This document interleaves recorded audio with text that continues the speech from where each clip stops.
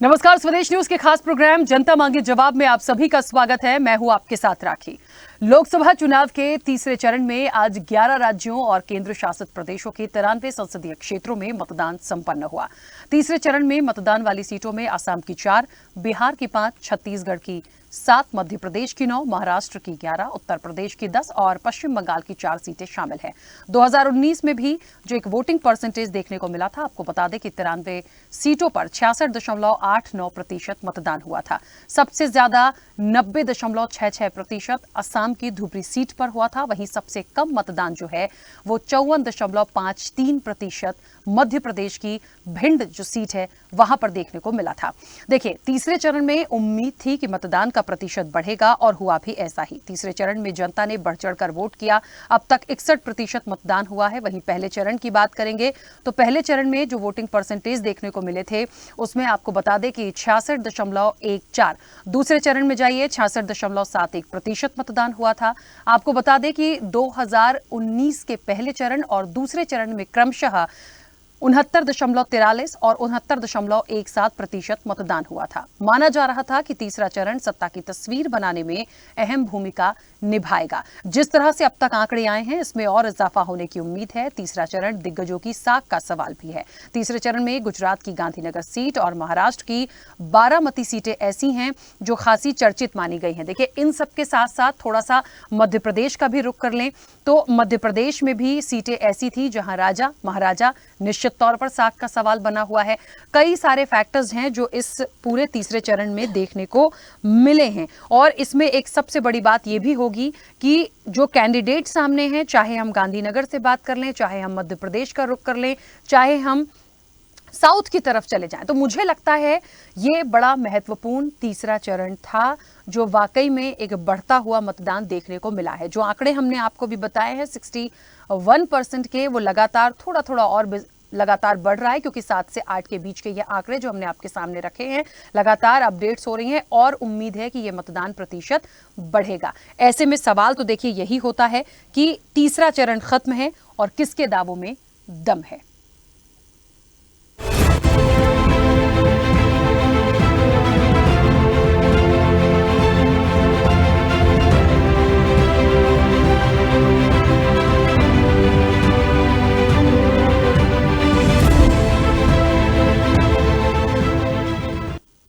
चलिए, आपको सबसे पहले आपको बताते हैं कि जिन सीटों पर आज वोटिंग हुई है 2019 में वहां पर क्या हाल था। 2019 में 11 राज्यों का वोटिंग प्रतिशत: असम में 85.15, बिहार में 61.26, छत्तीसगढ़ में 70.87, दमन-दीव दादरा नगर हवेली में 77.05, गोवा में 75.14, गुजरात में 64.51, कर्नाटक में 68.65, मध्य प्रदेश में 66.71, महाराष्ट्र में 63.87, उत्तर प्रदेश में 60.01 और पश्चिम बंगाल में 81.69% का मतदान हुआ। देखिए, 2019 में जो वोटिंग परसेंटेज थे वो इन 11 राज्यों में, इस बार 24 में तीसरे चरण में कितने प्रतिशत मतदान हुआ है वो भी आपको एक बार दिखाते हैं। 2024 में अब तक तीसरे चरण में 61% मतदान हुआ।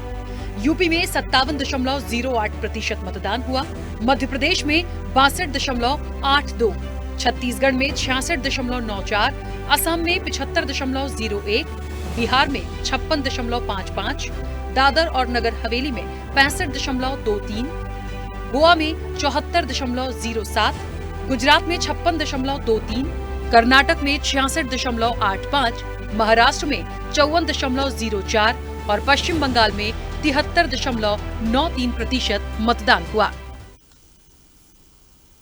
देखिए, ये वोटिंग के परसेंटेज एक तार बहुत सारी बातों को यहाँ पर रखते हैं और महत्वपूर्ण ये भी हो जाता है कि जैसा कि चर्चाओं में था कि तीसरा चरण जो है बेहद महत्वपूर्ण होगा और कई हाई प्रोफाइल सीटें, दिग्गजों की साख का सवाल, निश्चित तौर पर इसमें कोई दो राय नहीं है। वोटिंग का जो परसेंटेज आया, जैसा कि मैंने आपको बताया, ये अब तक के आंकड़े 61% पर पहुंचे हैं। लगातार ये धीरे धीरे बढ़ रहा है और पिछली बार से यदि कंपेयर किया जाए तो थोड़ी सी मुझे लगता है लगभग उस आंकड़े को छुएगा। लेकिन जो दो चरण हुए हैं, पहला और दूसरा, उससे तो काफी अच्छी तस्वीर देखने को मिली है इस तीसरे चरण में। अब आगे की बात, क्योंकि निश्चित तौर पर साख का सवाल भी है। ईवीएम में 11 राज्य 93 सीटों के जो समीकरण हैं वो बंद हो चुके हैं और निश्चित तौर पर अब चौथे चरण की तैयारी होगी। इस बीच हमने कई सारे मुद्दों को सुना, कई आरोप प्रत्यारोप को भी सुना और बहुत सारी चीजें जब सामने आती हैं तो अब सवाल होता है कि इसके बाद, क्योंकि वो सीटें थी, इसमें गुजरात को देखिए पूरी की पूरी 25 सीटें, तो निश्चित तौर पर कहीं ना कहीं जो स्टेट थे तीसरे चरण में, उनकी जो सीटें थे, उनके जो समीकरण हैं, वो अपने आप में बेहद महत्वपूर्ण थे। और चलिए इस चर्चा को भी हम आगे बढ़ाएंगे। तमाम मेहमान हमारे साथ जुड़े हैं। सबसे पहले आपका परिचय करा दें। भारतीय जनता पार्टी का पक्ष रखने के लिए खेमचंद शर्मा हमारे साथ जुड़े हैं। खेमचंद जी, बहुत स्वागत चर्चा में जुड़ने के लिए। कांग्रेस का पक्ष रखने के लिए रुपेश दुबे हमारे साथ जुड़े हैं। रुपेश जी, आपका भी बहुत स्वागत है। समाजवादी पार्टी का पक्ष रखने के लिए यश भारती जी हमारे साथ जुड़े हैं। यश जी, आपका भी बहुत स्वागत है। टीएमसी का पक्ष रखने के लिए फरीद खान हमारे साथ जुड़े हैं। फरीद जी, आपका भी बहुत स्वागत है। वरिष्ठ पत्रकार अरविंद खोकर जी हमारे साथ जुड़े हैं। अरविंद जी, आपका भी बहुत स्वागत है। और स्वदेश न्यूज के managing editor RP Srivastava ji हमारे साथ जुड़े हैं। आरपी श्रीवास्तव जी, आपका भी बहुत स्वागत है। चर्चा की शुरुआत सबसे पहले खेमचंद जी आपसे ही। मेरी आवाज पहुंच रही है? जी, आपकी आवाज आ रही है। जय श्री राम। खेमचंद जी, मुझे ऐसा लगता है तीसरा चरण लगातार, क्योंकि अपडेट्स हो रही हैं, थोड़ा सा वक्त लगता है ओवरऑल एक एक्यूरेट जो परसेंटेज सामने आते हैं। अब तक की जो चीजें सामने आई हैं, लगभग 7:30 बजे के आसपास मुझे लगता है 61% टच हुआ है और लगभग थोड़ा सा ये और बढ़ा है, बढ़ता जा रहा होगा। पहले और दूसरे चरण को देखें, समझें। मुझे लगता है तीसरे चरण में उम्मीदें थी, सीट्स ही ऐसी थी, हाई प्रोफाइल सीटें थी कि लोगों ने मतदान तो किया है। कितनी उम्मीदें? देखिए, जो इनपुट हमारे ऑर्गेनाइजेशन के थ्रू सभी जगह से आ रहे हैं, चाहे उत्तर प्रदेश हो, गुजरात हो, मध्य प्रदेश हो, आसाम हो, बंगाल हो, बिहार हो, हर जगह से पॉजिटिव इनपुट्स आ रहे हैं। एक तरफा वोटिंग हुई है, आदरणीय प्राइम मिनिस्टर मोदी जी के पक्ष में वोटिंग हुई है और सभी ने आदरणीय प्राइम मिनिस्टर मोदी जी को वोट किया है, क्योंकि सब लोग चाहते हैं कि आदरणीय प्राइम मिनिस्टर मोदी जी जिस तरीके से 10 साल से काम कर रहे हैं, देश को आगे ले जा रहे हैं, सबका विकास कर रहे हैं, गरीबों का कल्याण कर रहे हैं, महिलाओं को एम्पावर कर रहे हैं, किसानों को एम्पावर कर रहे हैं, किसानों को सपोर्ट कर रहे हैं, युवाओं को नई नई अपॉर्चुनिटी दे रहे हैं और गरीबों को जितने भी योजना है उनके माध्यम से, भिन्न भिन्न योजनाओं के माध्यम से गरीबी से बाहर निकाल रहे हैं। जिस तरीके से 25 करोड़ लोगों को उन्होंने महागरीबी से बाहर निकाला है, फ्री राशन दिया है, घर घर टॉयलेट बनवाया है, पीएम किसान के माध्यम से मदद दी है, नल से जल दिया है और 4 करोड़ से ज्यादा घर दिए हैं, बहनों को लखपति दीदी बनाया है सेल्फ हेल्प ग्रुप के माध्यम से। तो ये सारी योजनाएं और देश का जो विकास हुआ है, हर जगह हमारी आन बान शान बढ़ी है, इन सब चीजों को देखते हुए लोग आज मोदी जी के साथ खड़े हैं। कहीं कहीं वोटिंग कम हुई है, उसके कई कारण हैं और जो कारण हमें समझ में आ रहा है वो कारण ये भी है कि विपक्ष में निराशा है और निराशा और हताशा की वजह से कुछ लोग जो विपक्ष के साथ खड़े रहते हैं उनके वोटर्स भी बाहर निकल के नहीं आए, क्योंकि उनको लगता था कि वो वोट करेंगे उसका कोई फायदा नहीं है, उनका कैंडिडेट तो हारने वाला है। तो कहीं ना कहीं उनके पक्ष में जो वोटिंग होती है वो भी कम हुई है और कई जगह गर्मी की वजह से भी थोड़ा 19-20 फर्क पड़ा है। लेकिन एक तरफा वोटिंग हुई है, हर जगह से इनपुट आ रहे हैं कि भारतीय जनता पार्टी अपने लक्ष्य की ओर बढ़ रही है, तेजी से बढ़ रही है। ठीक है, चलिए अब एक महत्वपूर्ण बात होगी कि ये जो वोट दिए गए हैं वो किस आधार पर जनता ने दिए हैं, क्योंकि पहले दो चरण भी हमने देखे, काफी मायूसी सी नजर आ रही थी। तीसरे चरण में उत्साह तो दिखा है। थोड़ा सा हमें पिछले बार के आंकड़ों को देखते हुए भी यहाँ समझना पड़ेगा। देखिए, वोटिंग परसेंटेज जैसा कि मैंने कहा थोड़े बहुत ऊपर नीचे होंगे, क्योंकि पूरा एक्यूरेट जो मार्जिन आएगा उस पर अभी हम कोई टिप्पणी नहीं कर सकते, लेकिन लगभग वो दिशा दिखा रहा है कि आखिर किस तरह से तीसरे चरण में मतदान हुआ है। और मुझे लगता है अभी तो 4 की और बारी भी है। रुपेश जी, आवाज पहुंच रही है?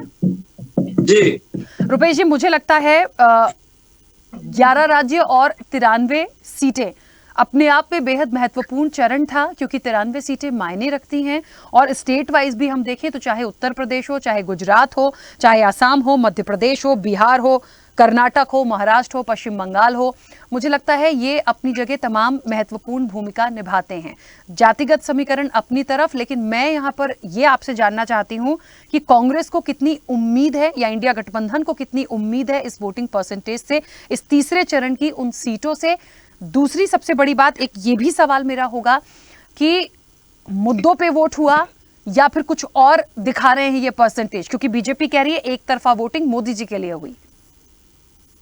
राखी जी नमस्कार, सभी पैनलिस्टों को मेरा नमस्कार। जिस प्रकार से मतदान हो रहे हैं ये भारतीय लोकतंत्र की मजबूती, खूबसूरती और विश्वास को प्रदर्शित करता है। जिस प्रकार से चुनाव में भी तीसरे चरण के मतदान में 93 सीटों के लिए मतदान हुए हैं, उसमें निश्चित रूप से मध्य प्रदेश भी है, गुजरात भी है।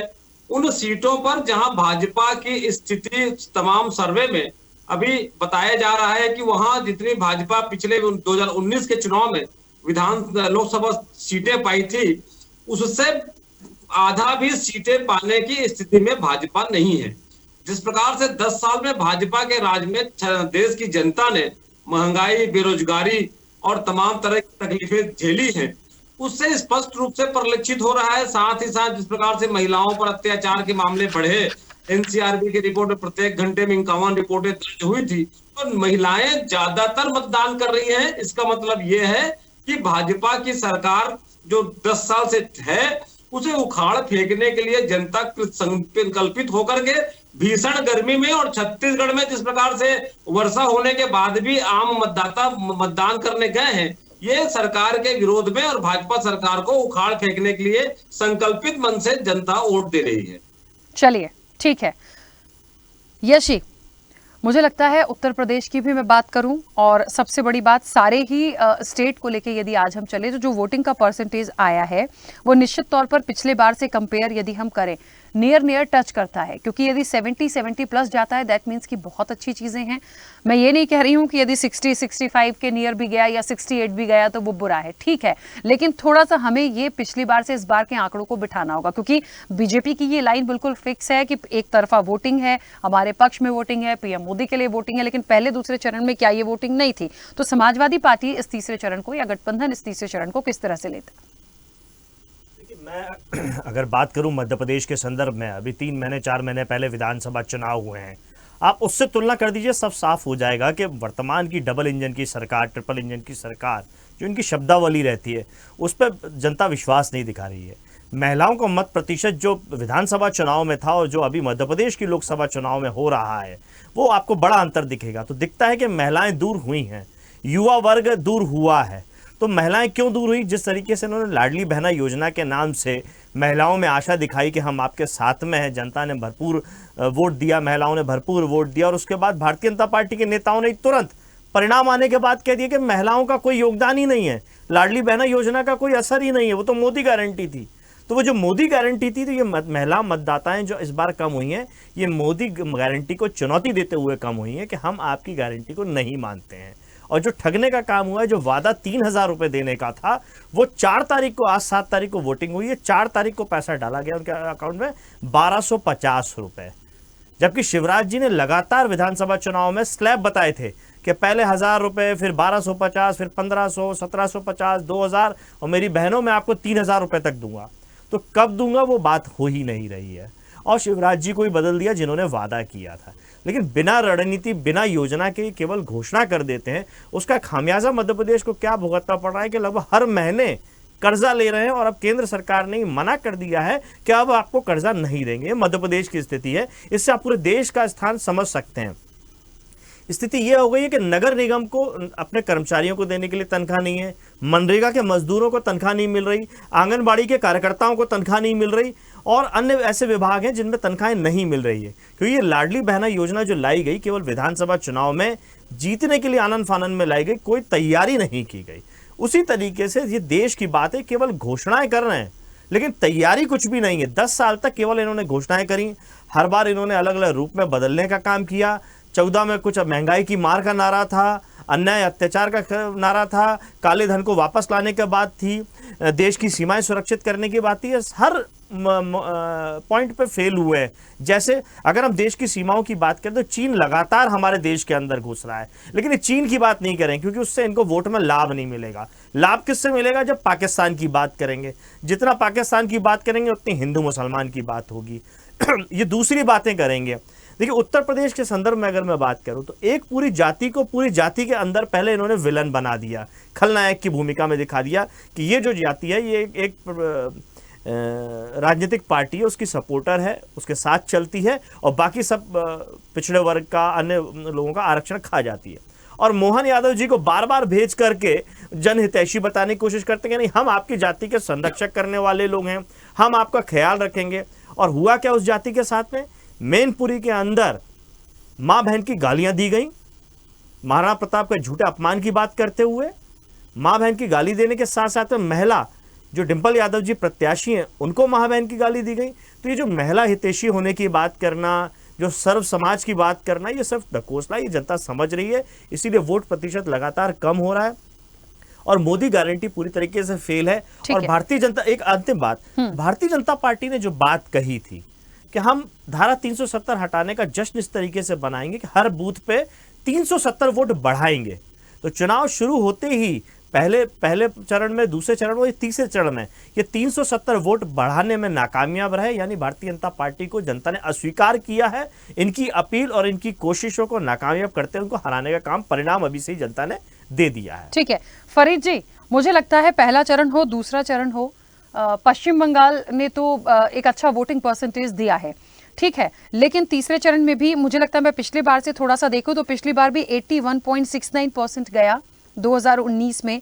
और इस बार अभी तक का जो आंकड़ा था 73.93 आया है। ठीक है, लेकिन पहले दूसरे चरण के बाद तीसरे चरण के जो वोटिंग परसेंटेज है, मुझे लगता है यदि 70+ जाता है यानी अच्छा है।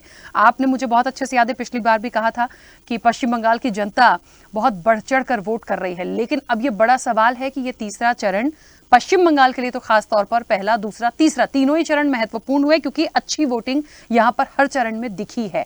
अब महत्वपूर्ण यह है कि किसके पक्ष में गई है। लगातार भारतीय जनता पार्टी ने पिछली बार खाता खोला था, क्या इस बार उस खाते में बढ़ोतरी हुई है या फिर एक तरफा टीएमसी के पक्ष में वोटिंग हुई है? ये बड़ा सवाल है। लेकिन इसको, क्योंकि आप कहते हैं कि टीएमसी के पक्ष में हुई है, ममता दीदी के पक्ष में हुई है, इसका क्राइटेरिया कैसे सेट किया? जी बिल्कुल, बंगाल में तो सबसे ज्यादा भुक्तभोगी लोग हैं भाजपा। जो था इनका लोगों का उत्साह था बीजेपी के प्रति, वो अब एकदम रहा नहीं। और यहाँ पर भी आपने देखा कि मालदा की जो सीट थी वो भाजपा की ही थी, और इससे पहले भी जो वहां पे था वो भाजपा के लोग ही, भाजपा की ही सीटें थी।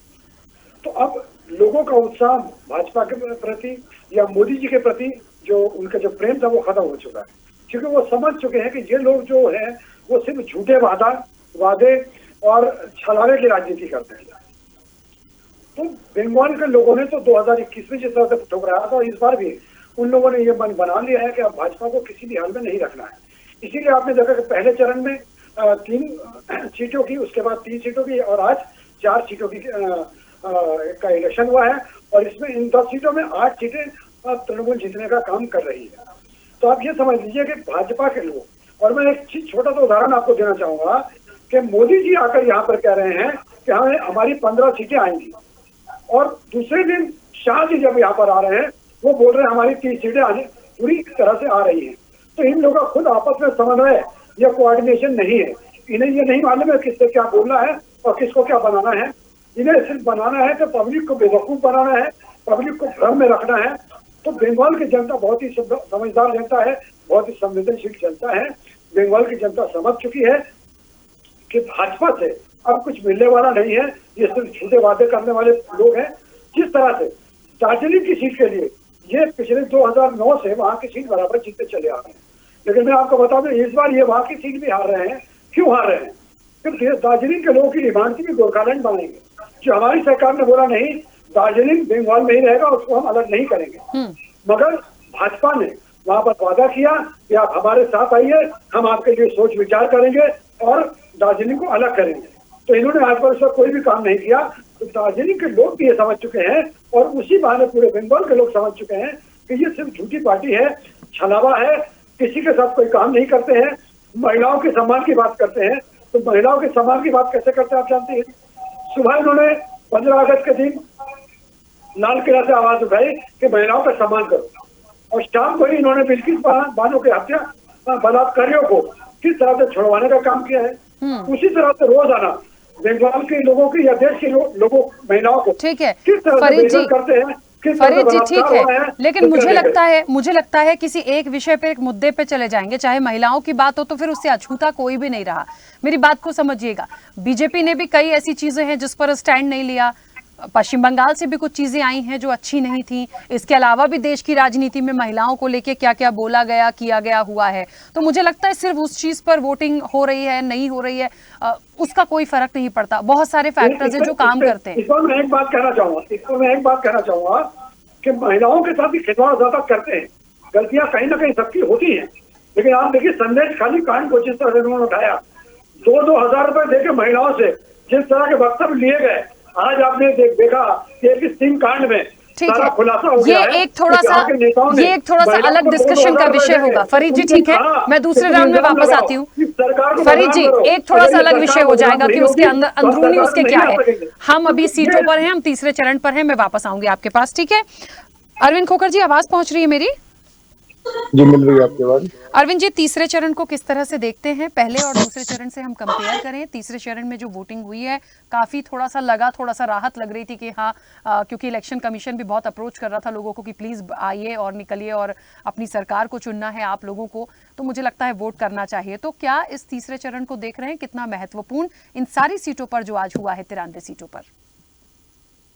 देखिए जो पहले चरण का चुनाव था वो ऐसा था कि जैसे किसी 5 स्टार में जाते हैं तो चाय का ऑर्डर करते हैं तो चाय के लिए टी बैग अलग आता है, गर्म पानी अलग आता है, शुगर क्यूब अलग आती है, मिल्क अलग आता है, उसमें पीने में कोई मजा नहीं आता।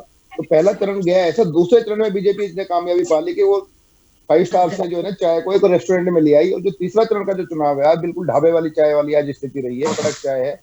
और चाय वाले का चुनाव है तो कड़क चाय किसका फायदा होगी पता तो 4 तारीख को चलेगा। लेकिन देखिए बीजेपी की पिच पे चुनाव अब हो रहा है।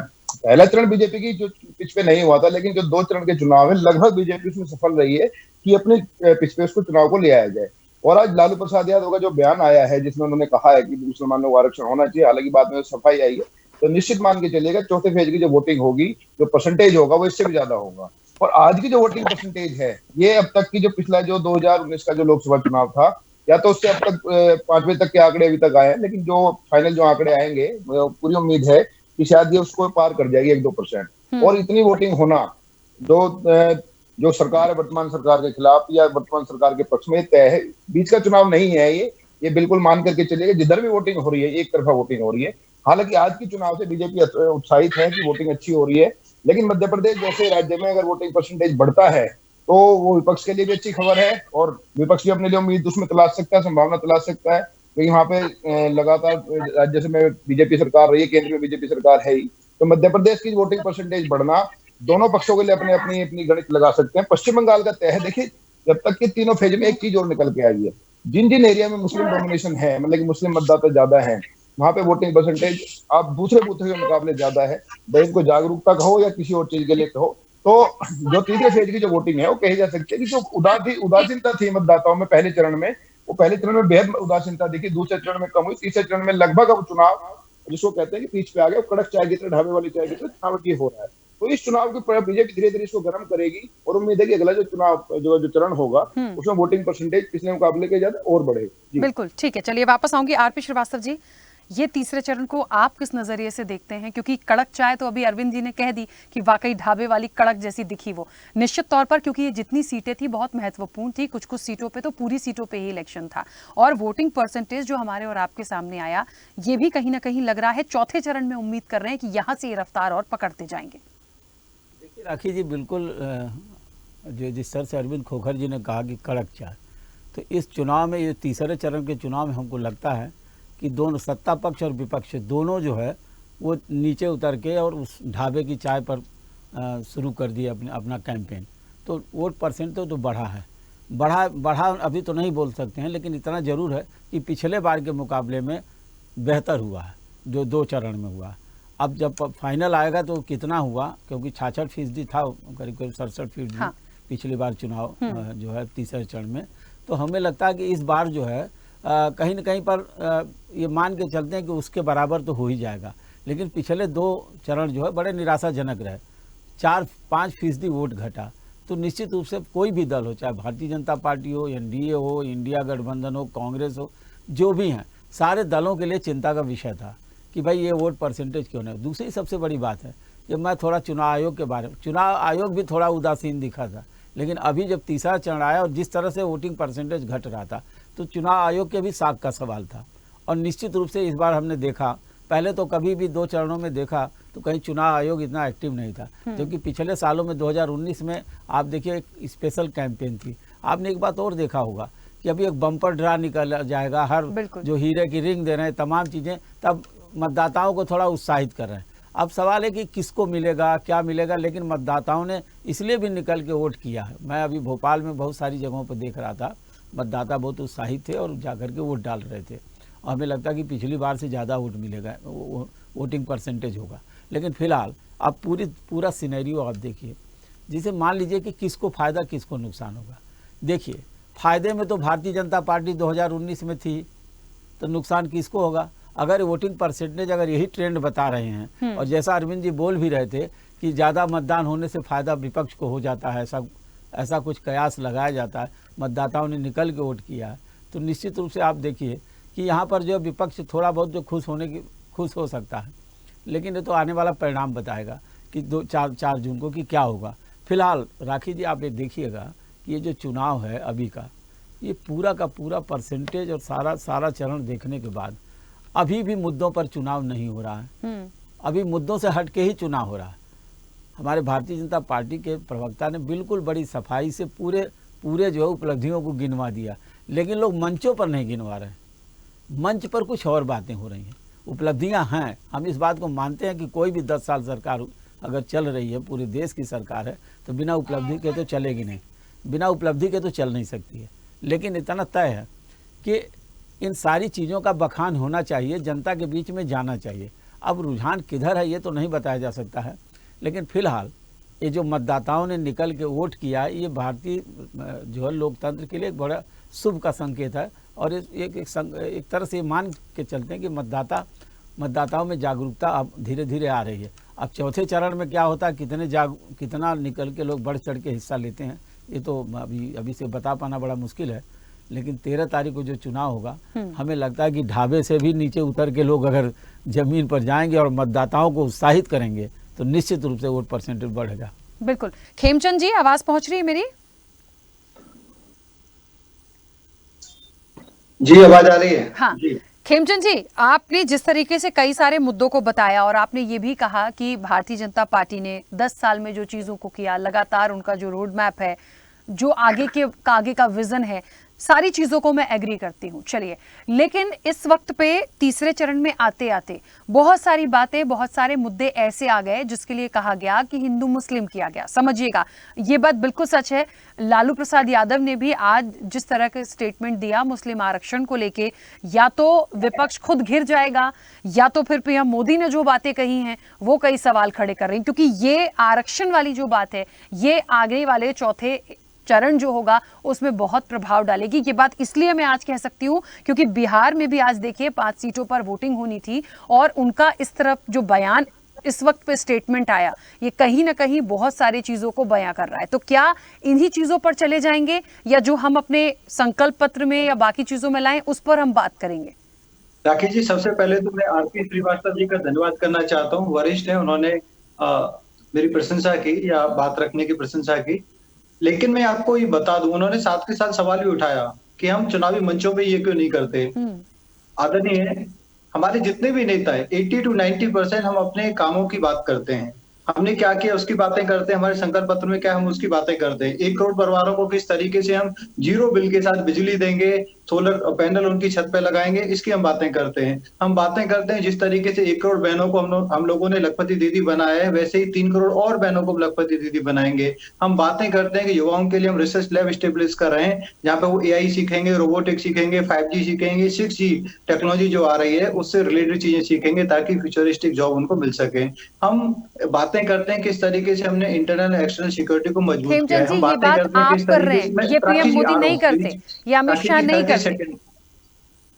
राखी जी, तो मैं आ रहा हूँ आपके सवाल पे, थोड़ा सा समय देना पड़ेगा, नहीं तो क्या है फिर फ्लो रुक जाता है। तो हम लोग बातें करते हैं किस तरीके से आदरणीय प्राइम मिनिस्टर मोदी जी के नेतृत्व में हमारी जो संस्कृति है उसका हम लोगों ने उत्थान किया है, उसको वो पूरे विश्व पटल पे हमने प्रचारित किया है। पहले होता था कि भाई आगरा जाते थे, कोई काशी नहीं जाता था, मथुरा नहीं जाता था, अयोध्या नहीं जाता था, लाखों की संख्या में आप देखेंगे एक अलग से टूरिज्म, रिलीजियस टूरिज्म डेवलप हुआ, साथ के साथ हमारी संस्कृति के बारे में लोग जान रहे हैं। अब रही बात जो लालू जी ने बोली है, वो छोटी बात नहीं है, मैं उस पर इसलिए आ रहा हूँ। 15-20% हमें काउंटर भी रखना है। जो विपक्ष की क्या सोच है, इंडी गठबंधन की क्या सोच है, किस तरीके से अफवाह फैला रहे हैं, किस तरीके से देश को तोड़ने की साजिश रच रहे हैं, किस तरीके से वो समाज को लड़ाने की कोशिश कर रहे हैं, किस तरीके से वो जाति को एक जाति को दूसरे से लड़ाने की कोशिश कर रहे हैं, एक धर्म को दूसरे से लड़ाने की कोशिश कर रहे हैं। उन्होंने पहले भी अपने जो उनका सोकॉल्ड न्याय पत्र उसमें लिखा है माइनॉरिटी को हम ये देंगे, माइनॉरिटी का जो पर्सनल लॉ है उसको लागू करने देंगे, माइनॉरिटी को अलग से फैसिलिटी देंगे, फिर हम रीडिस्ट्रीब्यूशन ऑफ द वेल्थ करेंगे। ये क्या है? हम तो यही तो कह रहे थे कि वो एक पर्टिकुलर वर्ग के लिए काम करना चाहते हैं, अपीजमेंट की पॉलिटिक्स के तहत काम कर रहे हैं, उनकी एक प्लानिंग है। फिर आपने देखा उनके जो एडवाइजर हैं आचार्य जी, उन्होंने साफ साफ बताया कि क्लोज डोर मीटिंग में उन्होंने बोला है अगर वो सत्ता में आ गए तो कानून को बदलेंगे और कोर्ट ने जो डिसीजन दिया है उसको बदल के मंदिर को तोड़वाएंगे और वहां पे मस्जिद बनवाएंगे। राधिका खेरा ने भी बोला है जिस तरीके से वो मंदिर गई, मंदिर जाने के बाद उनको डिबेट पे जाना बंद कर दिया, डिबेट पे आप जा नहीं सकते, उनको बैन लगा दिया और उनके साथ बदतमीजी हुई, किसी ने उनका साथ नहीं दिया। अब लालू जी ने साफ कर दिया कि मुसलमानों को आरक्षण मिलना चाहिए। वो इंडी गठबंधन के सबसे बड़े नेता हैं, सबसे वरिष्ठ नेता हैं, उनकी बात सीधा सीधा राहुल जी मानते हैं, सोनिया जी मानती हैं। जब उनकी बात राहुल जी और सोनिया जी मानते हैं, इसका तो ये सब थॉट दिया हुआ है, ये सब ऐसे नहीं हवा में बोल दिया, इन्होंने विचार किया हुआ है कि इनको माइनॉरिटी अपीजमेंट के तहत मुसलमानों को प्रायोरिटी पे रखना है, नंबर 1 पे रखना है, मुसलमान फर्स्ट पॉलिसी इनको अपनानी है और बीजेपी नहीं चाहती कि उनको प्रायोरिटी में रखना है।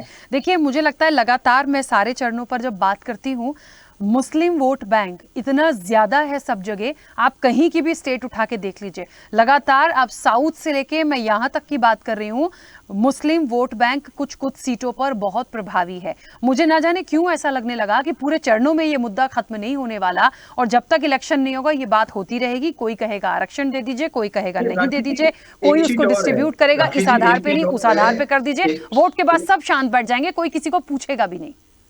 राखी जी, एक चीज और है, आदरणीय प्राइम मिनिस्टर मोदी जी ने मुस्लिम भाई बहनों को भी बोला है, आप एक बार क्लोज एनालाइजिंग करें, क्लोज थिंकिंग करें और सोचें कि 65 साल में आपको सरकारी योजनाओं का लाभ क्यों नहीं मिला, पिछले 10 साल में आपको लाभ क्यों मिला है, पिछले 10 साल में आपको फ्री राशन नहीं मिल रहा है, पिछले 10 साल में आपको फ्री वैक्सीनेशन मिली है, पिछले 10 साल में आपको पीएम किसान के माध्यम से लगातार पैसा मिल रहा है, पिछले 10 साल में आपको ठीक है, योजना के तहत मिले हैं, क्यों मिले? क्योंकि हम सबके लिए काम करते हैं, हम अपीजमेंट नहीं करते, we work for all appease none. वहीं कांग्रेस अपीजमेंट की पॉलिटिक्स के तहत काम करती है, एक विशेष हेमचंद जी एक मिनट रुकिए, यश जी कुछ कहना चाह रहे हैं, उनकी बात आ जाए, एक सेकंड, वो 2-3 बार इंटरप्ट कर चुके हैं, उन्हें कुछ कहना है, बोलिए यश जी। राखी जी, आपने सवाल आरक्षण पे किया, तो ये आरक्षण पे जवाब दे दें, मध्य प्रदेश में ओबीसी को 27% आरक्षण कब देंगे? अगर आप हिंदुओं के रखवाले बन रहे हो, सनातनी धर्म की बात करते हो, तो जो आदमी पिछड़ा हुआ है वो पिछड़े को कब सामान्य वर्ग में लेकर के आएंगे? उनके लिए कौन सी योजना है? जातीय जनगणना आप क्यों नहीं कराना चाहते? आप अंग्रेजों की सारी चीजें खत्म कर देना चाहते हो, आप मुगलों की सारी चीजें खत्म कर देना चाहते हो। तो 1931 में जो जातीय जनगणना हुई थी, जिस जनगणना के आधार पे सारी योजनाएं चल रही है, चाहे अनुसूचित जाति विभाग हो, जनजाति हो, अल्पसंख्यक हो, अन्य विभाग हो, जितने काम कर रहे हैं वो अंग्रेजों की गणना के हिसाब से ही कर रहे हैं। तो आप क्यों नहीं जातीय जनगणना कराना चाहते? उसके आंकड़े क्यों नहीं घोषित होने देना चाहते? एक बात, उस सवाल पे जवाब नहीं देंगे। देखिए, इन्हें क्या है, जो भारतीय जनता पार्टी के लोग हैं, मैं जवाब देना चाहूंगा, आपको ही जवाब देना है, आपको ही जवाब देना, पहले सवाल पूरा सुन लीजिए। जो भारतीय जनता पार्टी के लोग हैं वो गुमराह कितना बढ़िया तरीके से करते हैं, जैसे इनको कुछ पता ही नहीं है। यह गुमराह उनको जरूर कर पा रहे हैं, कामयाब है उसमें जनता को, जो जनता समझ नहीं पाती और उसको अनिभिज्ञ रखना चाहते हैं। ओबीसी आरक्षण हो या कोई भी आरक्षण हो, वो शैक्षणिक स्थिति को देख के, आर्थिक स्थिति को देख के और सामाजिक स्थिति को देख करके है। मैं उदाहरण दूं अगर मध्य प्रदेश का, तो मध्य प्रदेश में प्रजापति एक जाति है जो 9 जिलों में एससी में आती है, बाकी सब जगह ओबीसी में आती है, केवल एक स्टेट के अंदर, एक राज्य के अंदर। पूरे देश भर में तो अलग अलग बातें हैं। उसी तरीके से मीणा समाज एक है, वो मध्य प्रदेश के कुछ जिलों में एससी में आता है, बाकी सब जगह ओबीसी में आता है। तो ये मैंने मध्य प्रदेश का उदाहरण दिया। उसके बाद आरक्षण की आग अगर देश भर में सबसे ज्यादा किसी ने लगाई है तो वो भारतीय जनता पार्टी ने लगाई। जाटों को बोल दिया हरियाणा में आरक्षण देंगे, गुर्जरों और मीणा को दे दिया राजस्थान में कि हम तुम्हें आरक्षण देंगे, और जब आरक्षण नहीं दे पाए तो सबसे ज्यादा आरक्षण के अगर उग्र आंदोलन कहीं हुए हैं तो भारतीय जनता पार्टी के राज्य में हुए, जब ये सत्ता में थे, क्योंकि वादा इन्होंने किया और वादा खिलाफी करी आरक्षण की। अब दूसरी बात जो मैंने कहा कि आरक्षण किस आधार पर है, आपकी सामाजिक स्थिति, शैक्षणिक स्थिति और आर्थिक स्थिति के कारण। ये मंडल आयोग ने भी किया हुआ है और मध्य प्रदेश में महाजन आयोग ने भी किया। हर राज्य में अलग अलग आयोग बना करके बातें की गई हैं। उसी तरीके से मुस्लिम समाज की कई जातियां हर जिले में आती हैं, हर राज्य में आती हैं। तो कहीं ये बात नहीं है कि उनको धर्म देख करके दिया जा रहा है, उनके पिछड़ेपन को देख करके दिया जा रहा है, उनके अगड़े वर्ग को देकर। लेकिन क्योंकि अरे भाषण नहीं दे रहा, वो जो आप रट के आते हो आप भूल जाते हो। जैसे आपने राखी जी को कहा था कि आप रुक जाइए ना, मैं भूल जाऊंगा, तो रट के बात वाली। हम आधार की बात कर रहे हैं। आधार क्या, खेमचंद जी सुन लीजिए, आधार क्या होता है चीजों का, आरक्षण समझिए। खेमचंद शर्मा जी पहले आरक्षण समझिए। जो आरक्षण वर्ग से आता है वो बेहतर समझता है पीड़ा को कि सामाजिक, जिस तरीके से राखी जी एक मिनट अंतिम बात, जिस तरीके से आरक्षित वर्ग से आने वाले अखिलेश यादव जी को मंदिर प्रवेश होने के बाद भारतीय जनता पार्टी के लोग मंदिर धो देते हैं। महाराणा प्रताप जी की मूर्ति पे अगर फूल चढ़ा दिया जाए तो महाराणा प्रताप जी की मूर्ति धो दी जाती है। मुख्यमंत्री आवास खाली किया जाए तो उसको गंगा जल से धोया जाता है। यह सामाजिक शोषण है, ये पिछड़ापन है जो ये सामान्य वर्ग के कुछ अति पिछड़े लोगों को पिछड़ा रहने देना चाहते हैं। खेमचंद शर्मा जी ये बेहतर समझते होंगे। खेमचंद जी थोड़ा सा जल्दी से जवाब देंगे तो फिर ठीक है, नहीं तो क्योंकि बाकी मेहमान भी हैं, फिर उनकी बात नहीं आ पाएगी। बहुत जल्दी से पॉइंट टू पॉइंट बोल दीजिए। देखिए, सपा के प्रत्याशी इतना झूठ बोलते हैं कि वो जमता भी नहीं है। नहीं, मैं बात तो मैं प्रत्याशी नहीं हूँ, आपने मुझे प्रत्याशी कह दिया। सुन लो, मैंने आपको डिस्टर्ब नहीं किया। आप कहो तो ठीक। तो मंदिर को धोया जाता है। अरे भगवान कृष्ण यादव है, भगवान कृष्ण को पूजा जाता है। मैं ब्रजवासी हूँ, कैसे यादवों को बार किया जा सकता है? कहीं भी नहीं किया जाता। आप तो वो हो जिन्होंने बहन मायावती को पीटा। बहन मायावती अभी नरेंद्र मोदी जी ने मुरैना में जाकर के क्या भाषण दिया, इटावा में जाके क्या भाषण दिया, यादवों को बांटे। मोहन यादव जी की तारीफ करते हुए यादव समुदाय को आपस में लड़ाने का काम नहीं किया, जाति का नाम लेकर के। इनको म्यूट करिए प्लीज। नहीं, म्यूट क्या करना, आप सवाल का जवाब ही, आप आरक्षण पे जवाब। राखी जी ने सवाल किया, मैंने उसको पूरा विश्लेषण करके बता दिया कि आरक्षण व्यवस्था है क्या, आप उस पर जवाब ही नहीं देना चाहते हो। प्लीज, वो बीच में नहीं बोले थे, बोल लेने दीजिए। दूसरी बात, इन्होंने कितनी चालाकी से इन्होंने बोला एक जाति एक समय में एससी भी हो सकती है, कुछ एरिया में ओबीसी हो सकती है। अरे हो नहीं सकती है भाई, हो नहीं सकती है। डॉक्यूमेंट्री प्रूफ के साथ बता रहा हूं, उदाहरण बता रहा हूं। चालाकी नहीं है उसमें, ये चालाकी आप करते हो। एक मिनट प्लीज, सुनाई दे रहा है, समय वेस्ट हो रहा है। आप आधारहीन बात कर रहे हो ना, मैं तो आधार के साथ बात कर रहा हूं। आपने कहा एक जाति, सुन लो पहले, मुसलमान तो कहते हैं उनमें जाति नहीं होती। जब जाति ये आप कहते हो, आपको नहीं पता सिया सुन्नी क्या होते हैं, बोहरा समाज क्या होता है, अब आपको नहीं पता, आप बांटते हो। बार नहीं बोल पाऊंगी मैं, प्लीज। आपको नहीं पता। राखी जी देखिए ना, गलत बातें होगी तो कैसे सुनेंगे? ये आपके प्लेटफॉर्म को, ये आपके प्लेटफॉर्म को दर्शकों वर्गलाने की अगर बात करेंगे, लोग सुनने नहीं बैठे ना सर, प्लीज। नहीं चलेगी। मैं भी मैंने लालू जी के आरक्षण की बात की ना, जो आरक्षण व्यवस्था है जो उन्होंने कहा, मैं उसी को बात कर रहा हूँ।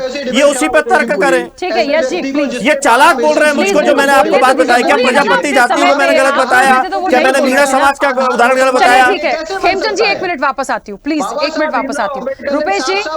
रुपेश जी चलिए, आरक्षण से निकलकर। नहीं हो सकता जब धर्म के आधार पर रिजर्वेशन नहीं हो सकता, मुसलमानों में कोई जाति नहीं होती, वहाँ पे सब बराबर के होते, तो उनको रिजर्वेशन क्यों? चलिए, मुझे तो एक बात समझ में आ रही है, इस तीसरे चरण के बाद आरक्षण को खत्म कर दीजिएगा। जो इस आरक्षण की बात को नहीं उठाएगा वो बहुत अच्छा होगा।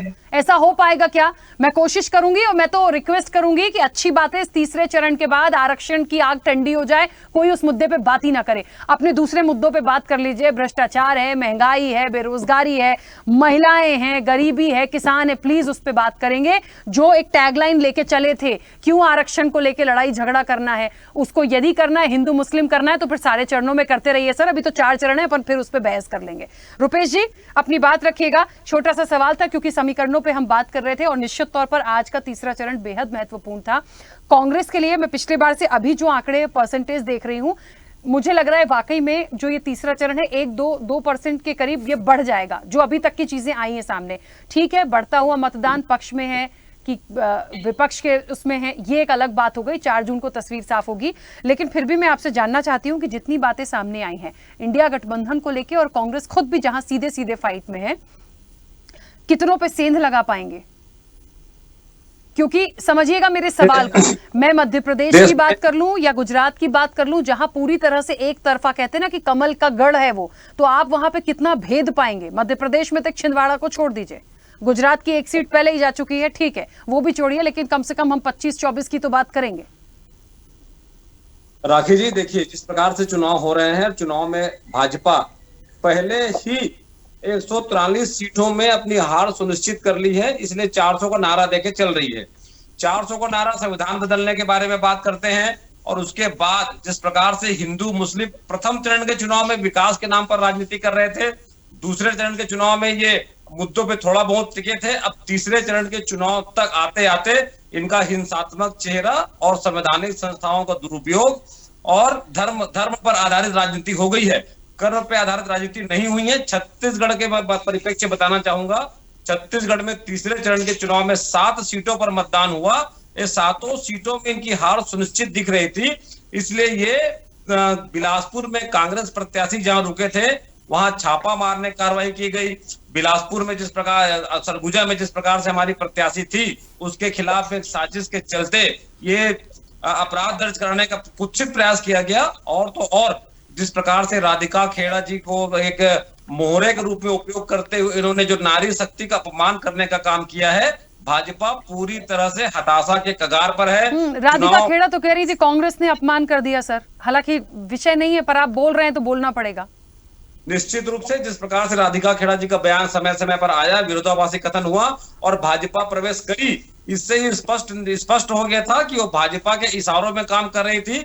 भाजपा मुद्दों के दिवालियापन के कगार पर है, इनके पास विजन नहीं है। संकल्प पत्र के नाम पर इन्होंने मोदी का फोटो युक्त एल्बम जारी किया है, वही कांग्रेस 5 न्याय और 25 गारंटी के साथ जनता को, युवाओं को, किसानों को, महिलाओं को जो सशक्त करने की जो बातें करी है उस पे आम जनता भरोसा कर रही है। और जिस प्रकार से अन्य राज्य अभी वर्तमान तीसरे चरण के चुनाव में जिन राज्यों में भाजपा के सांसद थे उनकी हार भी सुनिश्चित हो चुकी है, क्योंकि भाजपा सिर्फ धर्म पे आधारित राजनीति कर रही है, ठीक है, धर्म आधारित राजनीति करने में असक्षम है। चलिए मुझे ना 2 बातें बोलनी है। मैं अब उम्मीद करूंगी कोई भी महिलाओं को लेकर और कम से कम ये वाली बात तो ना बोले कि हम पूरी सीटें आज जितने चरण पे हम वो पूरी सीटें ले जाएंगे, बहुत अतिशयोक्ति होगी। मुझे नहीं लगता कि भारतीय जनता पार्टी भी कह दे कि हम इस बार गुजरात में पूरी 25 ले जाएंगे। भाई आप कैसे कह सकते हैं? ठीक है, माना आपका गढ़ है, कमल खिला हुआ है, लेकिन इस बार जो वोट जनता दे रही है, हो सकता है कुछ बदलाव हो रहा हो, इक्का दुक्का जगह तो ठीक है आप कह दीजिए। अब जैसे कि रुपेश जी आपने ही कह दिया कि छत्तीसगढ़ की जितनी आज सीटें थी वो सारी ये हार रहे हैं। भाई कैसे हार रहे हैं? बहुत सारे फैक्टर काम करते हैं, ऐसा थोड़ी है कि सारी की सारी नेगेटिव या एंटी इंकम्बेंसी लेकर चलेंगे, बहुत फैक्टर है। और महिलाओं पे प्लीज कोई भी कमेंट मत करिएगा, इसलिए क्योंकि ना तो राधिका खेड़ा वाला मामला भी यहीं पे है, मेरे सामने मणिपुर भी यहीं पर है और भी बहुत सारी घटनाएं यहीं पे हैं, तो प्लीज उसके बारे में कोई मत बोलिएगा क्योंकि ये विषय महिलाओं पर नहीं है और उनका कितना सम्मान है ये मुझे बहुत अच्छे से पता है, अमूमन सारी चर्चाओं में मैं सुनती हूँ। फरीद जी अपनी बात रखिएगा।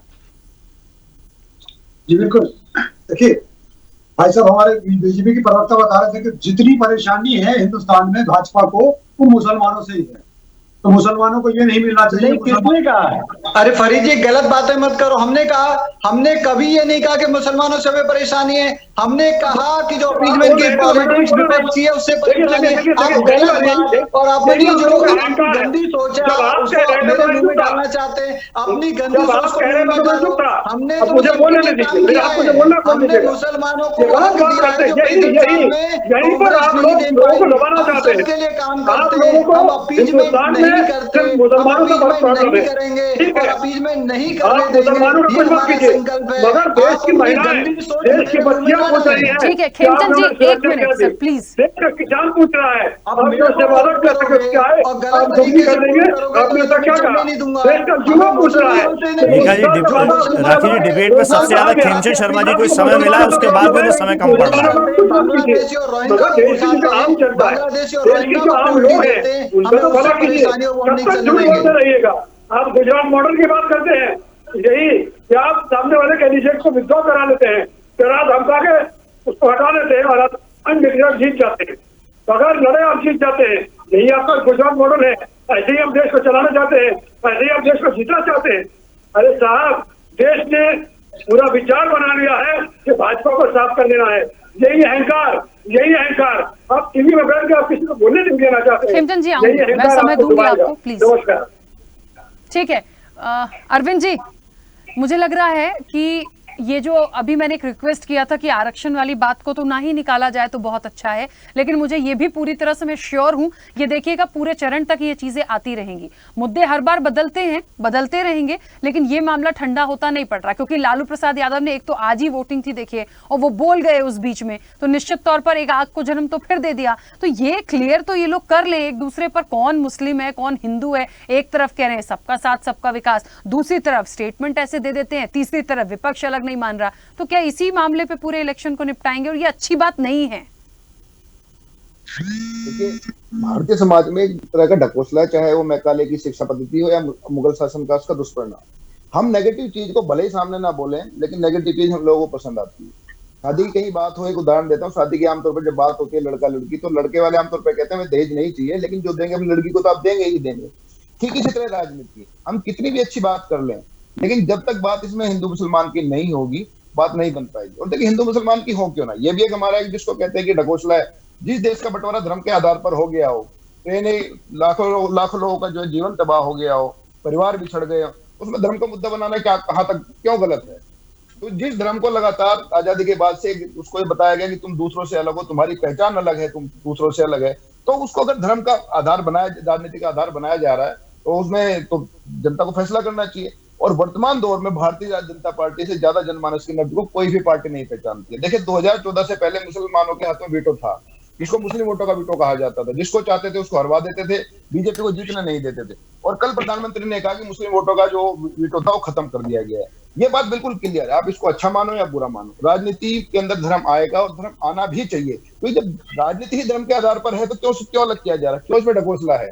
हाँ, बात यह है कि उसके अंदर जब देश के नागरिक हैं, हमारे भाई हैं, लेकिन हमारे भाई और धर्म के साथ साथ होते हुए जब एक दल ये खुलकर ये कहता है कि मुसलमानों को आरक्षण मिलना चाहिए, तो धर्म के आधार पर तो आरक्षण, दूसरे दल भी राजनीति कर रहे हैं। तो बीजेपी अगर इसका पलटवार करती है और उनसे बेहतर तरीके से करती है, इसमें तो किसी को आपत्ति होनी नहीं चाहिए। हालांकि गलत है, अब जिसको हम कहते हैं कि ढकोसले की हम राजनीति की बात करें तो गलत है बिल्कुल। रोजगार पे बात होनी चाहिए, महंगाई पे बात होनी चाहिए, आरक्षण पे बात होनी चाहिए। देखिए, कोई भी दल, जो दलों के जो घोषणा पत्र आते हैं, कोई भी दल उसमें बताने के लिए तैयार है, उन घोषणाओं को पूरा कैसे करेंगे। कांग्रेस बताने के लिए तैयार है जो न्याय पूरे, उसके लिए आर्थिक संसाधन कहां से जुटाएगी। बीजेपी बताने के लिए तैयार है जो तीसरी उसकी जो जिसकी तीसरी अर्थव्यवस्था बना देंगे, उसके लिए पैसा कहां से आएगा, इंफ्रास्ट्रक्चर में पैसा कहां से लाएंगे। कोई दल बात करने के लिए तैयार है इन मुद्दों पे, नहीं बात करने के लिए तैयार है। करेंगे तो जनता सुनेगी नहीं। आप डिबेट कीजिए कल इस पे, ये जो आर्थिक संसाधन कहां से आएंगे, इसकी टीआरपी देख लीजिएगा। आज जो बात कर रही है इसकी टीआरपी देख लीजिए। तो भारतीय राजनीति और भारतीय जनमानस का जो ढकोसला है, दल उसी का प्रतिनिधित्व करते हैं। ठीक है, चलिए मैं बीच में रोकूंगी अरविंद जी, क्योंकि समय की सीमा है। आरपी श्रीवास्तव जी, बहुत संक्षिप्त प्रतिक्रिया। हाँ, एक मिनट आ रही हूँ। आरपी श्रीवास्तव जी बोल रहे जी। देखिए राखी जी, पूरा जो चर्चा है, जिन मुद्दों पर चर्चा हो रही है, उनको देखने की जरूरत है। आरक्षण की बात है, आप देखिएगा अभी जो जिस बयान को लेके इतनी ज़्यादा जो है भाजपा, समाजवादी पार्टी, इन लोगों के बीच में बातचीत हो रही थी। आप पिछले चुनाव को देखिए, कभी जो है मतलब बिहार में MY समीकरण हुआ करता था, जिसके दम पर जो है 15 साल लालू यादव सरकार चला रहे। वो इस बात को वहाँ की नब्ज समझते हैं कि पिछली बार के चुनाव में आपने देखा होगा, विधानसभा चुनाव में, कि ये जो है ओवैसी साहब के जो पार्टी है MIM, उसको खड़ा करके सीमांचल में कई सीटें हार गए थे और सारे वोटों का ध्रुवीकरण उधर हो गया था, और जिसके चलते जो है राजद को वो सीटें नहीं मिल पाई और सरकार नहीं बना पाए। तो वो समझते हैं कि बिहार की तासीर क्या है। ऐसे मध्य प्रदेश है, गुजरात है, वहाँ की ये सारी बातें आती हैं। बिल्कुल सही कहा कि धर्म के आधार पर राजनीति करने का सारे दल लगभग करते हैं, कोई तुष्टीकरण की बात करता है, लेकिन ये भी सोचना होगा कि इस देश में 22-28 करोड़ मुस्लिम समुदाय को भी साथ लेके चलना पड़ेगा। अभी ये नारा है भारतीय जनता पार्टी का, सबका साथ सबका विकास, लेकिन प्रधानमंत्री जी का ये नारा भी बहुत बढ़िया है, लेकिन जब चुनाव आता है तो ये नारा जो है वही खोखला हो जाता है। क्यों ऐसा होता है? उनको कुछ भी बोलने की ज़रूरत नहीं है, इतने लोकप्रिय हैं, इतना अच्छा 10 साल में काम कर दिए हैं कि अगर कुछ न भी बोलें तो भी जनता उनको वोट दे देगी। ठीक है। सवाल इसी मुद्दे पर, राखी जी एक सेकंड, इसी मुद्दे पर जो आरक्षण, मुस्लिम तुष्टीकरण और तमाम चीज़ें, अब ये क्या है, भारतीय राजनीति का सगल बन चुका है और आने वाले समय में हमको लगता है आने वाले सारे चरणों में यही बातें होती रहेंगी। बिल्कुल सही बात है, क्योंकि समय की सीमा है। खेमचंद जी 10 सेकंड। सर समय बिल्कुल नहीं है क्योंकि रिक्वेस्ट किया था, इसलिए प्लीज जल्दी से। कांग्रेस धर्म के आधार पर आरक्षण का कैंसर फैलानी चाहती है और हम वो कैंसर फैलने नहीं देंगे। हमें मुसलमानों से कोई दिक्कत नहीं, हमने मुसलमानों को सबसे ज्यादा फायदा पहुंचाया। 65 साल में इन्होंने फायदा नहीं पहुंचाया, इनकी योजना नहीं पहुंची। हमारी हर योजना मुसलमान को ही पहुंची, हिंदू को ही पहुंची। हम सबके साथ काम करते हैं, सबके लिए काम करते हैं, इसीलिए आदरणीय प्राइम मिनिस्टर मोदी जी को सब प्यार करते हैं। अब ये अपनी गलती को ये anti Muslim Bharatiya Janata party project करने की कोशिश करे, वो नहीं कर पाएंगे। हम तो आपको एक्सपोज कर रहे हैं, लालू जी ने आपको एक्सपोज कर दिया है, लालू जी ने बता दिया आप क्या चाहते हैं। राहुल गांधी ने क्लोज डोर मीटिंग में बता दिया कि वो मंदिर को तोड़ना चाहते हैं। राधिका खेरा जी ने ये बता दिया कि वो मंदिर। खेमचंद जी समय हो गया सर, क्योंकि देखिए विषय ऐसा है, इस पर जाएंगे, बहुत वक्त चाहिए, समय हो गया, वापस नहीं आ पाऊंगी। आप सभी का बहुत शुक्रिया इस चर्चा में जुड़ने के लिए। देखिए तीसरा चरण खत्म, किसके दावों में दम। अब दावे तो कर रहे हैं, दावे लेकिन कहाँ हो रहे हैं? दावे यहां पर बैठकर हो रहे हैं, लेकिन मंच पे जो दावे बोले जा रहे हैं, जो करे जा रहे हैं, जो बोले जाने चाहिए, उस पर बात नहीं हो रही है। यहां देखिए एक बात या कह लीजिए एक चिंगारी उड़ गई फिर से, जो लालू प्रसाद यादव ने कह दी, यानी ये आप 100% मानकर चलिए कि चौथे चरण में ये मुद्दा आना ही आना है। अब ये किस तरफ जाएगा, किस दिशा को बदलेगा, क्या पूरे बाकी के जो 4 चरण हैं वो हिंदू मुस्लिम पर ही बंटकर रह जाएंगे, ये देखने वाली बात होगी। चर्चा में इतना ही, बने रहिए स्वदेश न्यूज के साथ। सबसे पहले देश।